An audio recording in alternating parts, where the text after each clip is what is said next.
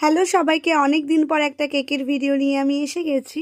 তার আগে তোমরা যারা আমায় চেনো না, আমি হলাম প্রিয়াঙ্কা। আমি বাসায় বাকুলিয়া থেকে একটি ছোট্ট হোম বেকারি চালাই। আমার বেকারি সফট অ্যান্ড ফ্রেশে তোমাদের অনেক অনেক স্বাগত।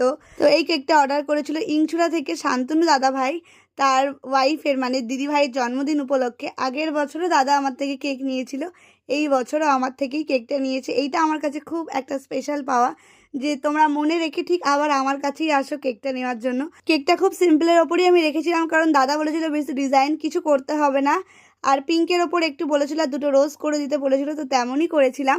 কেকটা তোমাদের কেমন লাগলো অবশ্যই জানিও। আর এটা ছিল ইনসাইড পাইনাপেল ফ্লেভার। আর এই যে লেখাটা বউ তোমার জন্য, এইটা আগের বছর দাদা লিখতে বলেছিল, আর এই বছরও তার অন্যথা হয়নি। দেখতেই পাচ্ছ কেকটার ওজন 531 গ্রাম, মানে 1 পাউন্ড হয়ে গিয়েছে।